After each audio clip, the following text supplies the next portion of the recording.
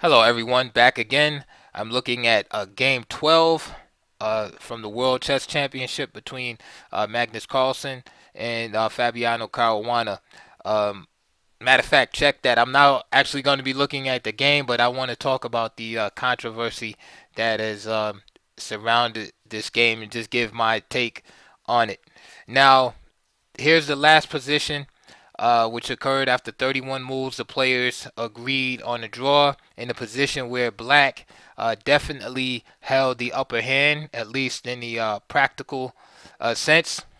And by now, we all know that Magnus stated in the press conference that he was playing for a draw and that he particularly didn't care whether he was better or not, and he was basically sticking to this match strategy whereby he felt that he was superior in the rapid portion and that he was just going to take it there. All right. And of course, that's his choice, right? And he's world champion and he's allowed to do what he wants to do. However, I want to look at this from a few different perspectives. One is from the fan perspective, the chess player perspective, and the other is from the sponsorship perspective.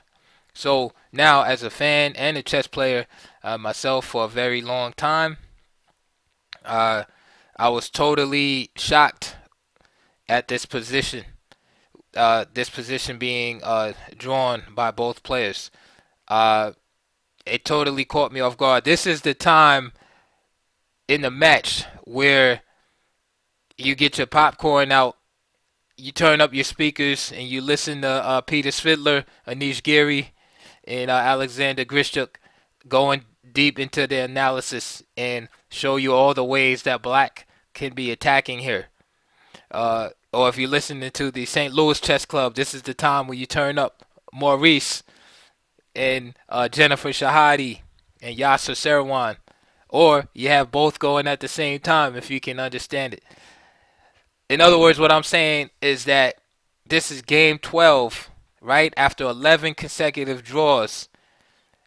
And people have been patiently waiting, as Eminem and 50 Cent, would say, or 50 Cent rather, waiting patiently for a track to explode on, right? So all of these close, uh, draws have been played, and then finally in game 12 with a chance to close it out in the classical portion, right? Just think of all the buildup, because for the last few world championships, they've all gone to rapid play. And again, as a chess player, that takes a little bit of luster off the World Chess Championship, because even though it's titled the Classical World Chess Championship, it's being decided in a rapid format. All right, so yes, we are seeing who the best rapid player is, right? But are we really seeing who the best classical player is after all these games? Because the classical games are being drawn, and then we're just saying, okay, now we're gonna just go to rapids. So for the third time straight, I believe we're seeing the championship being decided in a rapid format, which to me is anticlimactic. And we see here in this position, black has excellent chances, right? At least in a practical sense, because we could say, well, if you put in the alpha 0 or stockfish, then it shows a 000. Right, we're talking about human chess, practical chances. Like here, I put these arrows up so you can see a general attacking scheme for black. It's plain as day. When I saw this position, I said, oh, okay, this is what black is going to do. Bishop d7 frees up the rook on f8, the transfer to the a file or b file. Right, this rook on a8 can go to b6 potentially, teaming up with this guy here, this bishop. On f6, perhaps this pawn can be pushed at some point, right? Meanwhile, white does not have a lot of ideas, right? All of his ideas are defensive in nature, whereby he can try to hold. So what I'm trying to say is that this game could have gone down in history as one of the most exciting climaxes to a World Chess Championship ever. Of course, there's game 24 with Karpov and Kasparov in 85 and 1987.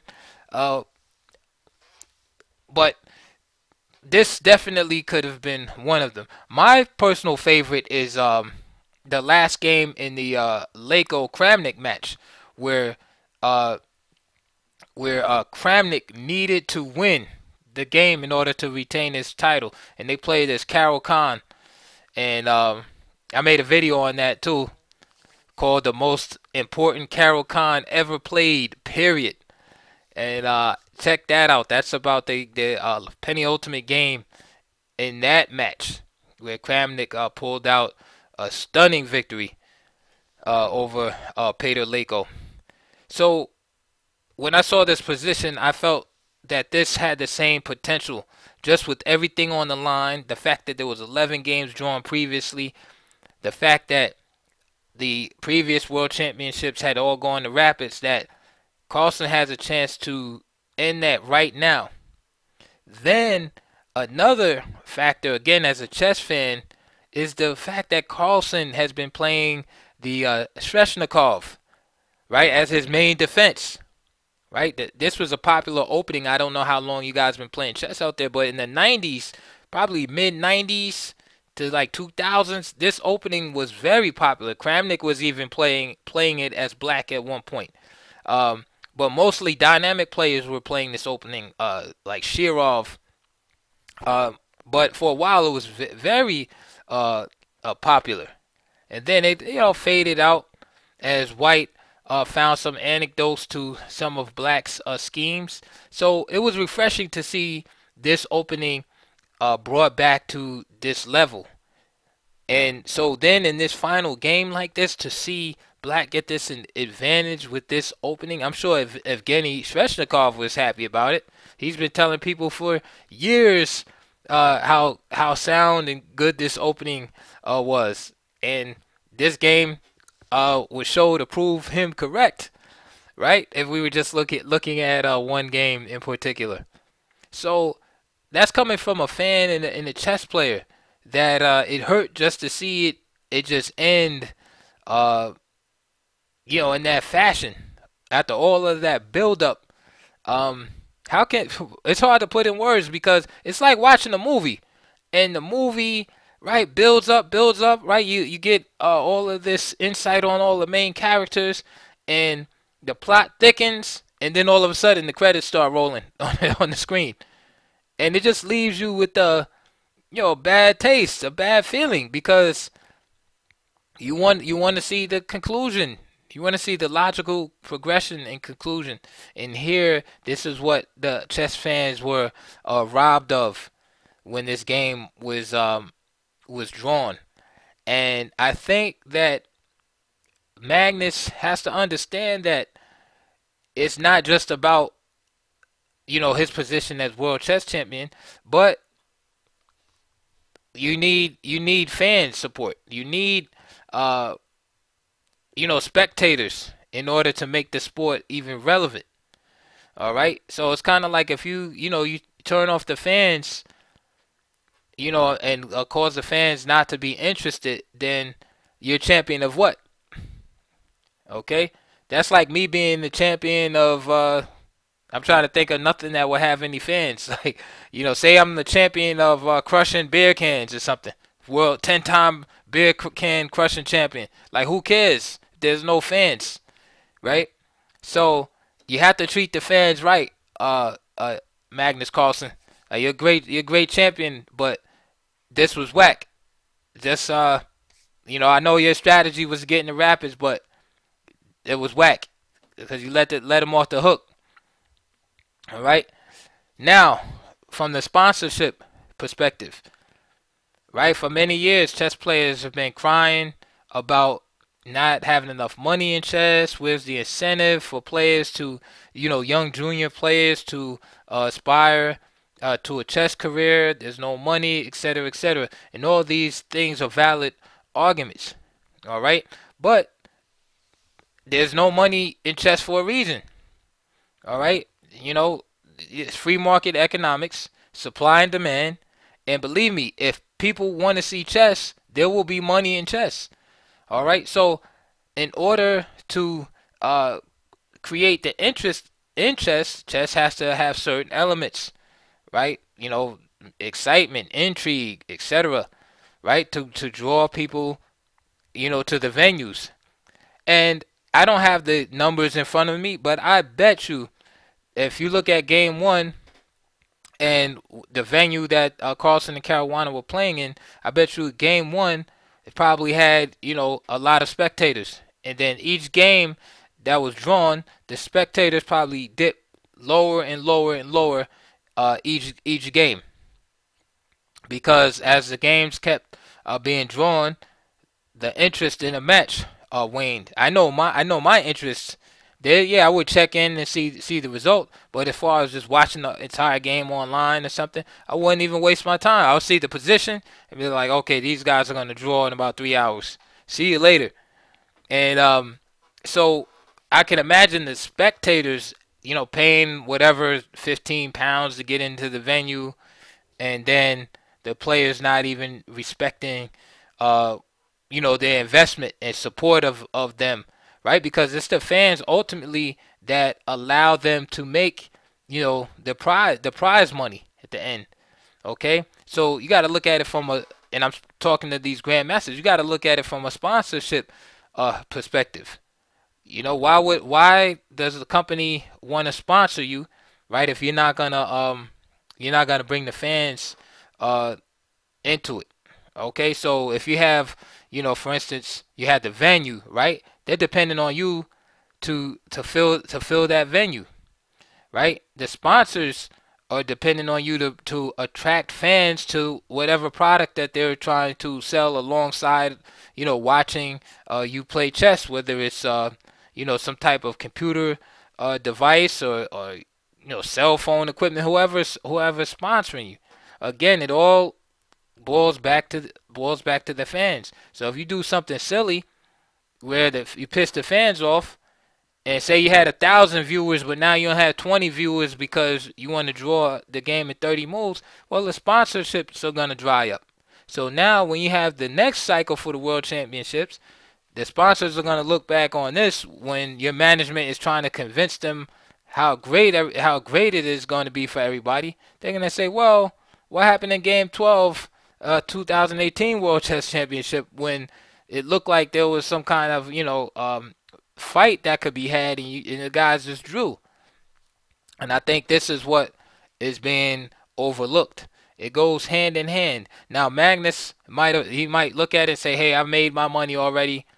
You know, later for everybody else, because things like this can also set a precedent. Because my question is, if you're not gonna play a position out like this, then what position do you play out? You know, do you wait till you have like mate in three and then you say, okay, I'm gonna play it out? You know, of course, I'm exaggerating, but again, this is a very promising position. And I do understand there's nerves and pressure involved and things like that. But again, the big picture is not being thought about. Um, I was watching some pool, um, and the money has grown so much in competitive pool. I'm talking about eight ball, billiards, etc. The money has grown so much that guys that have retired, right, old like pool legends, have retired, and they're coming back into the circuit because there's so much money in pool. Now, is pool that exciting? Like personally, I think it is. Like I would watch like two real good pool players play pool. But the point is, and poker also, poker is very exciting also. But the thing is if you look at sports or activities that have a lot of fans, they all have things in common. There's always like drama and intrigue and some type of excitement. You know, there's always like victory, defeat hanging in the balance, right? It's about the performance, right? That's why we speak of having characters. Like people like characters and stories like in events. You know, nobody, you know, there's always like your straight edge guy. And that's one of the things people loved about Kasparov is Karpov was like real diplomatic and respectable and official. Kasparov was like dynamic. You know, he like had a lot of charisma, speak his mind. Yeah, he would get in like trouble from now and then, but you had these different personalities, and those all of these things combined create, glue for for the fans, because the fans could then they become a fan of a certain player, right? They become a fan of a certain team if we're talking about soccer or European football, right? Or American football, right? These things combined with the drama and excitement of the game, create, that addiction, so to speak, where the fans will come back, over and over again. And some of these things, chess has the ability and to create and has created at times, but these things always will set it back. Because the thing about a draw, especially in these type of situations, is that again it just sucks the air out of all of the drama that's been built up. Because one of the most important things, especially with repetition, chess starts from the same starting position, etc., etc. But so does right, so does European football, right? Soccer in America, right? So does NFL football, right? American football, right? So does tennis. They all start from the same position, right? So what gives it the intrigue and drama, right? Is the effort of the players, right? The bounce of the ball. Imagine, say, you had two great tennis players playing, Federer versus Nadal. Let's say in their prime. Let's go back like 10 years, right? In their prime. Imagine, right? These guys are going back and forth, and they're entering the tie breaks, right? It's 6-6. They enter into tie breaks, and then let's two get together and just shake hands and say, you know what? Let's draw. Like we don't need a winner. We both put in a good effort. Let's draw, right? What keeps people coming back is the drama, the effort, the fight, right? Sports is in a lot of ways an imitation of life, right? And it's the fight. So when people perceive like a lack of fight or lack of interest in the parties, right, it serves as a demerit. People don't want to support that, right? Because it's like, where's the fight? Where's your excitement, right? The fans are always emotionally invested, right? Because I'm sure you have Fabiano fans, you have Caruana fans, Fabiano fans, Carlsen fans, right? So the fans are invested emotionally. But if they see that the players aren't invested, then the fans go away. And if you love this game, you don't want to see that happen. The last thing I'm going to say also concerning repetition is that, think of it like this. It's not so much about the repetitiveness of things. Again, it's the perceived effort that is put in by the performers. I'm a big music fan. I've been to many shows, and I play guitar myself. I've been to many shows. I've seen many live acts. I've seen John Mayer, Journey, country artists. I've even seen Brad Paisley in concert. All type of different music too, whether it's hip hop. I saw Leonard Skinner in concert. Bob Weir, the Grateful. Shout out to the Grateful Dead fans out there. And one thing is, when you go to a concert, you're familiar with all the songs already, right? Oftentimes you know the songs word for word. Okay? So you already know what's coming, right? So what is it that gets the fans excited? It's the performance of that particular show that evening. Like, I'm sure people that are fans of Led Zeppelin back in the 70s or whatever, Led Zeppelin performed Stairway to Heaven probably 1,000 times. It didn't matter. It was the performance on that particular night when they were there, when they were watching, that mattered, right? If the group put out a great effort, even though they're performing songs that are familiar with, the people looked at the effort and the passion that they exhibited. Why? Because the fans want to perceive, at least, that the performer has the same feelings that they do, right? So if you're a big fan of whatever group it is, Led Zeppelin, or we could go to modern times, Panic at the Disco, right? Or Bruno Mars or somebody like that, right? Or Drake, right? If you're a big fan, right, you got a lot of passion, right, about the music, okay?